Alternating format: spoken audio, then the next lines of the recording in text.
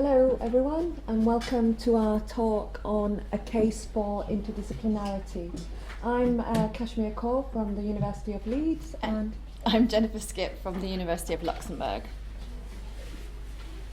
And here, okay, I'll give you a moment. Apologies.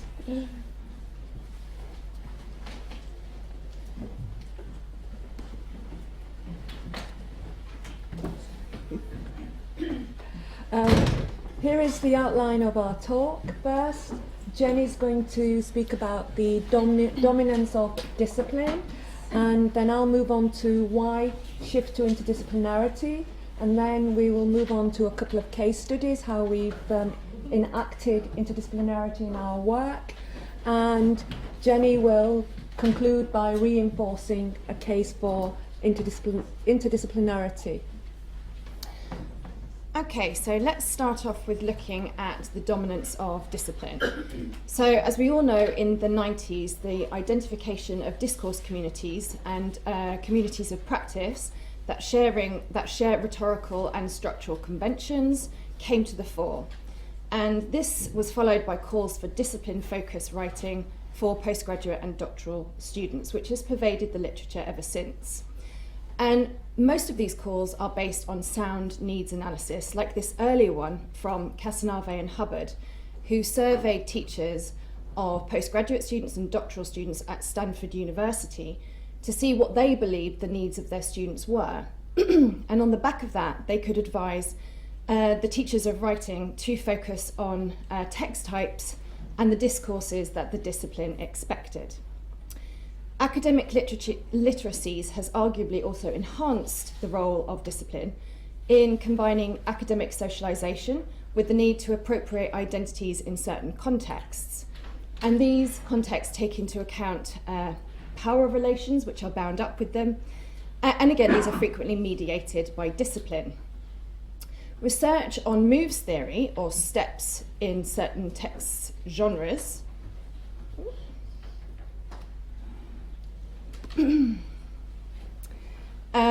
often focuses on, or we could say is limited to, an investigation of certain disciplines.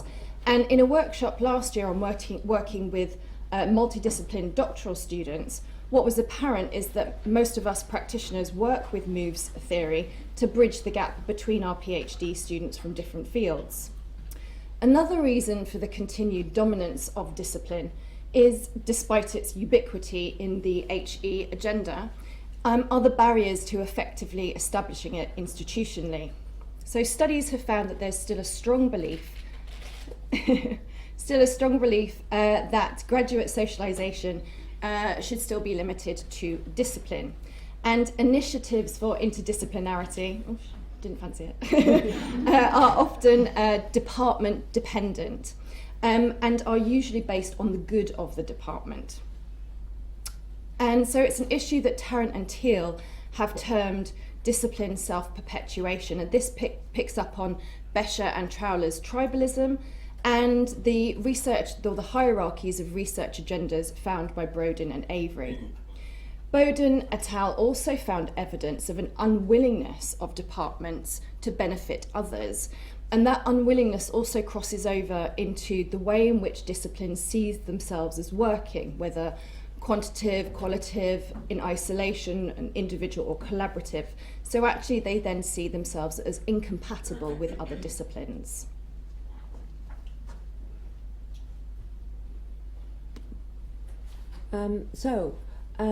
Why shift to interdisciplinarity? Okay, there are many competing pressures to shift to interdisciplinarity. For example, it's argued that there is an ever-urgent need for more interdisciplinary research leaders. Then there are the imperatives from higher education institutions, as their mission statements have interdisciplinarity as a key feature.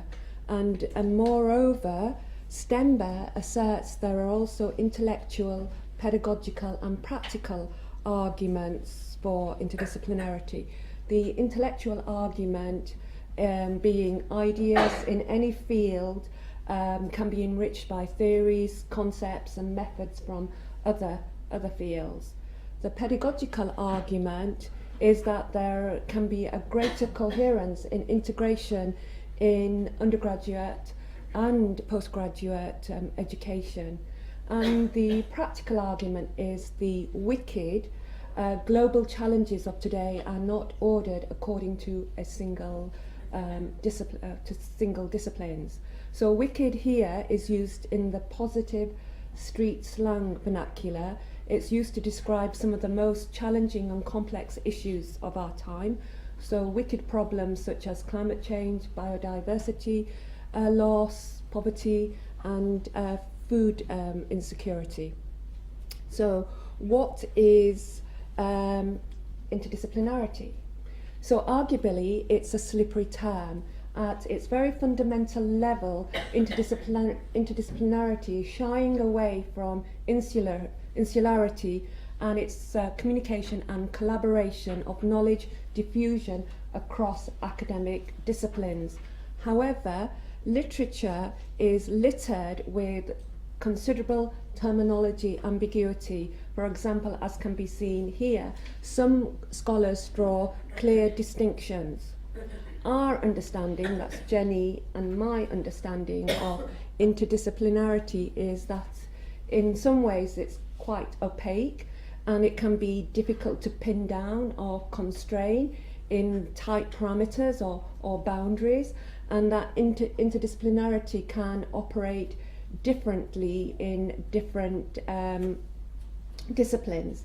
So in essence, we understand interdisciplinarity to be combining of ideas from different epistemologies, and these new ideas, what they bring to tackle the same problem.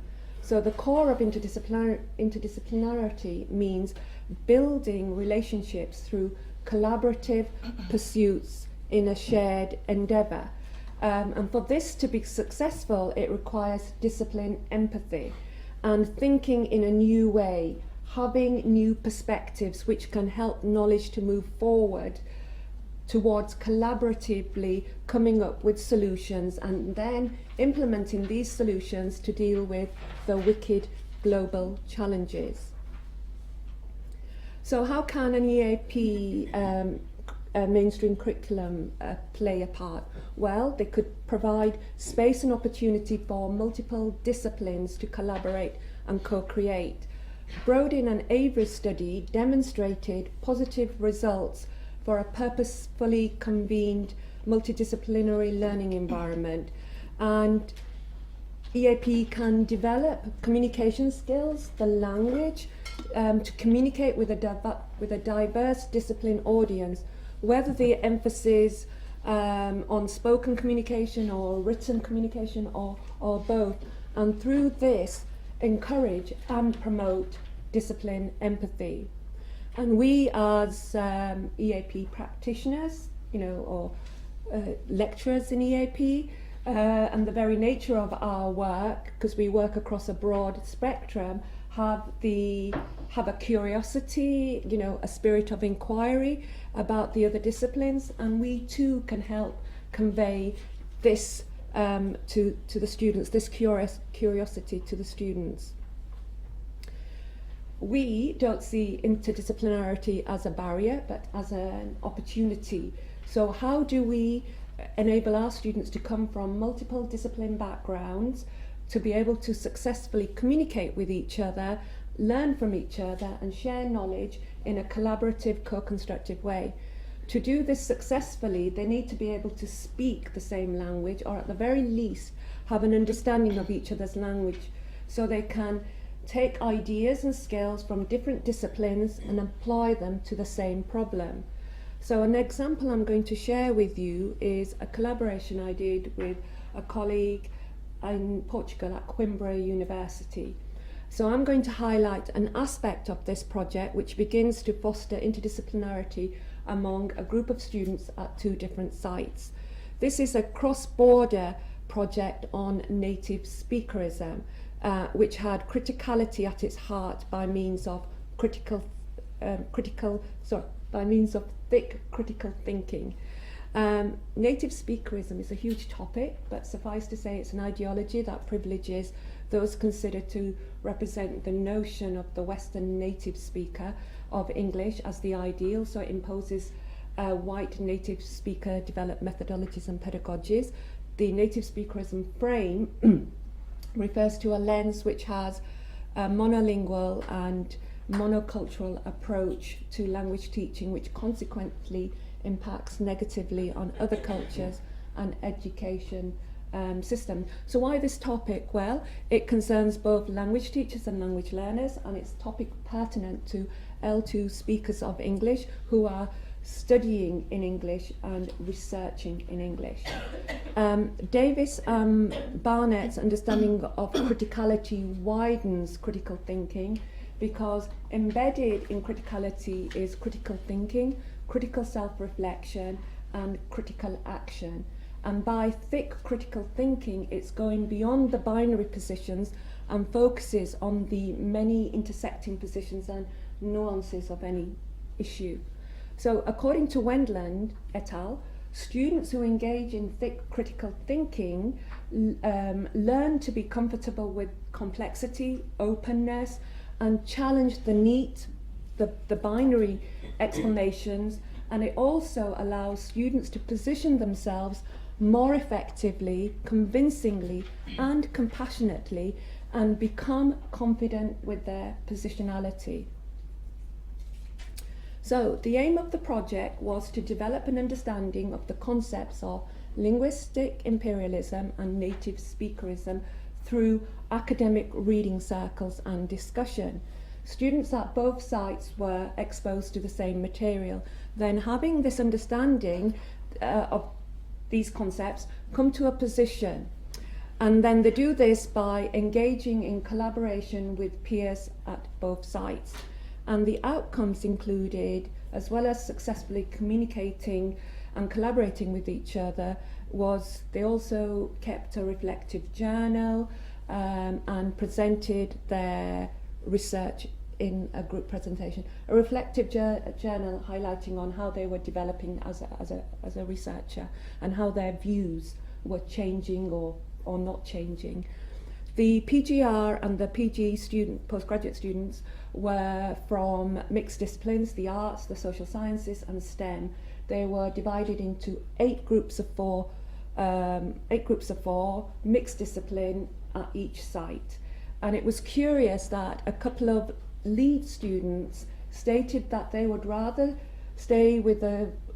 work with a group whose discipline was a physical science and not an arts or a social science, because theirs was a STEM subject.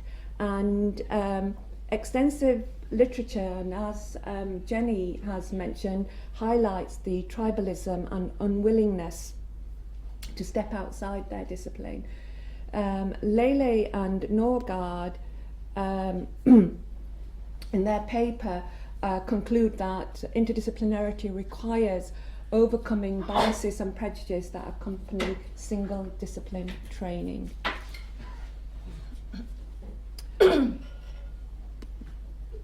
If I can change my slide. Yes.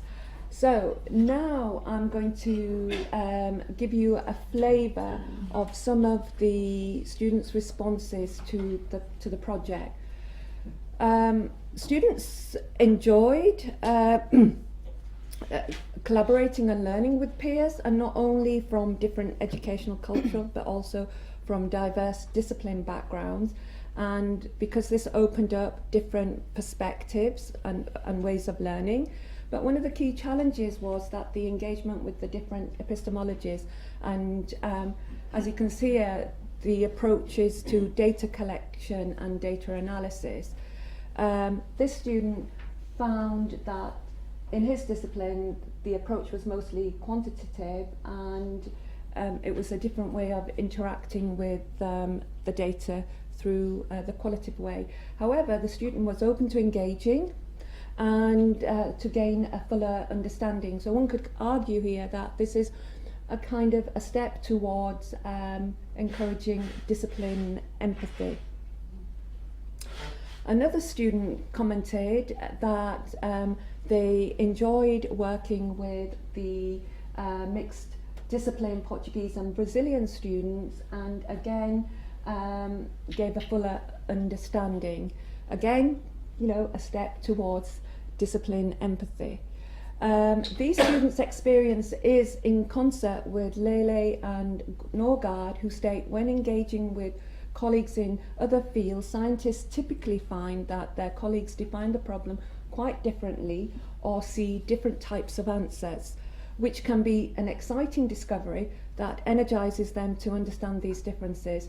They also noted that some decide it takes too much effort to communicate and share knowledge within disparate groups, so they retreat into their own fields, where they feel much more comfortable with participants who are using the same models and the same, sharing the same assumptions.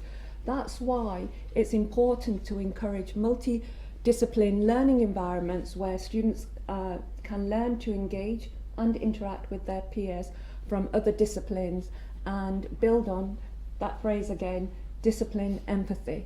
So this project dipped the students' toes into the possibility of engaging in interdisciplinarity and raised their awareness, the need to be self-reflective about their value judgments embedded in their choice of variables and models, and be, open to more possibilities.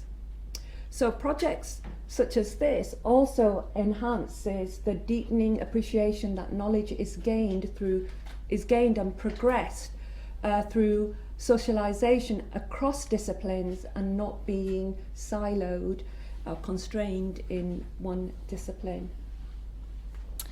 Okay, so I'm going to talk to you about a research article course that for doctoral students that took place at the University of Luxembourg.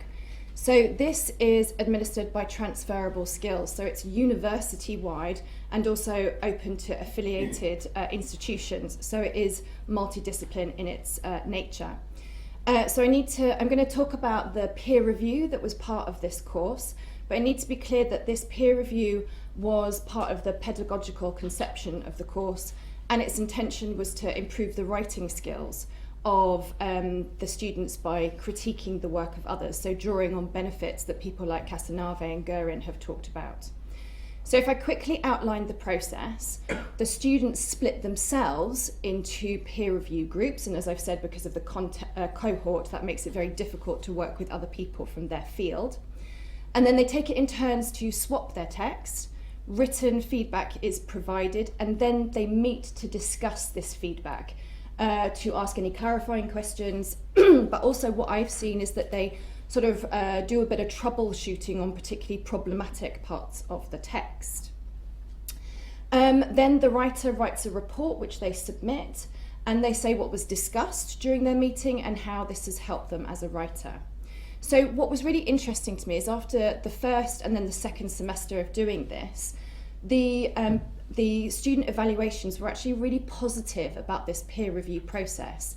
So I decided to have a deeper dive into what's actually going on by looking at the peer review reports and the associated peer reviews. So I've looked at 46 of them and their peer reviews. And what I want to argue is that what we can see are elements of thinking and working forged through working in multidiscipline review groups that the literature says are necessary for the development of interdisciplinary thinking skills and working practices that they will most likely need in the future. What we can see from these first two is a spirit of inquiry and a degree of vulnerability. So positioning yourself as the novice in order to learn and displaying curiosity are seen as important traits of the interdisciplinary practitioner. Bridle et al. State that those who can work in a genuine interdisciplinary way require a curious and inquiring mind. And Brodin and Avery rank the ability to use peers as a source of learning as key to developing interdisciplinary practices. And they often do this by asking questions.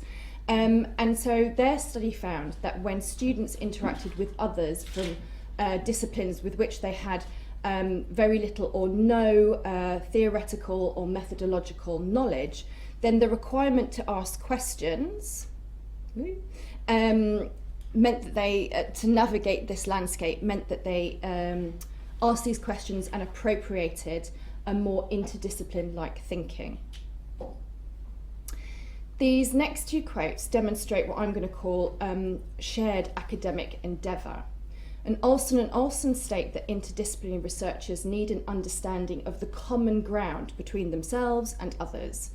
And what we see in the reviews is that participants continually call on elements of what they perceive as successful academic communication and practice as this common ground to review texts that they find challenging as non-disciplinary experts.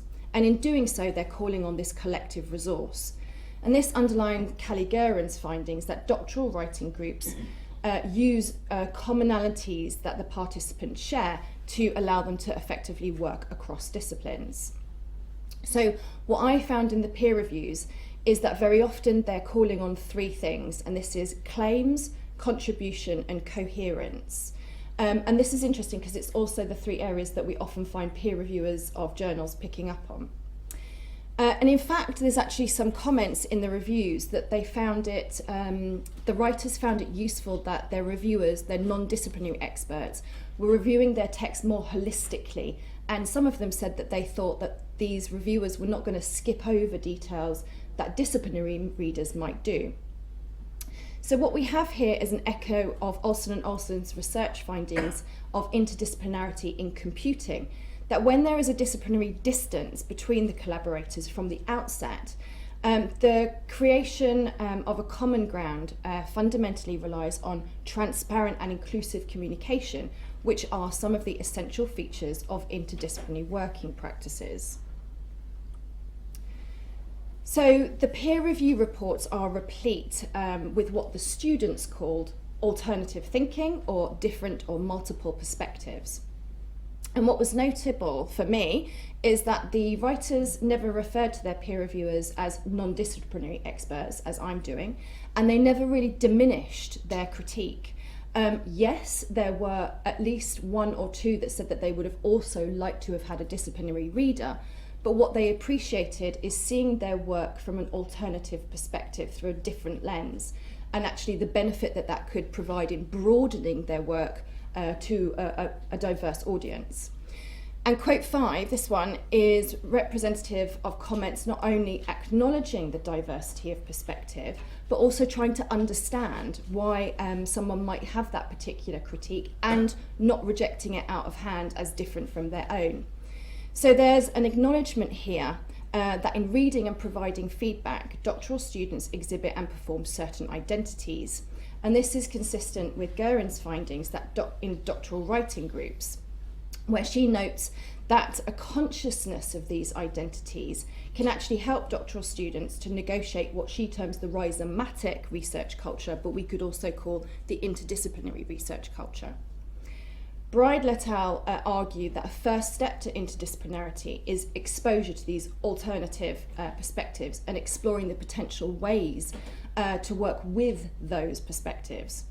So in this sense, seeing how people think about your work, but also why they might think that about your work, is a positive first step.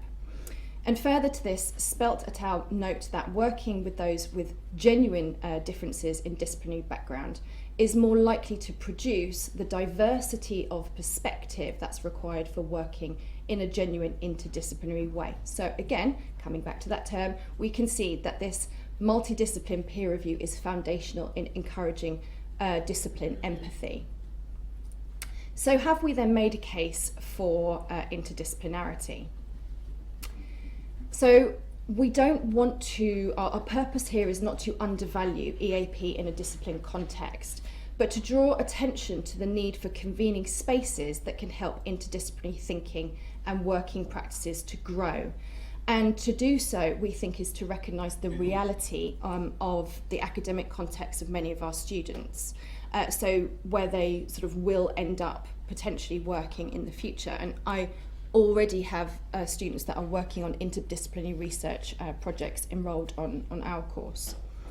Brodin and Avery's study concluded that genuine attempts to forge interdisciplinarity is better at the doctoral stage and perhaps even further down when it's considered as part of their research and career development, because at the postdoctoral stage, postdocs are often seen as being too autonomous, and so they are less likely to be offered and less likely to participate in projects and scenarios that might lead to interdisciplinarity.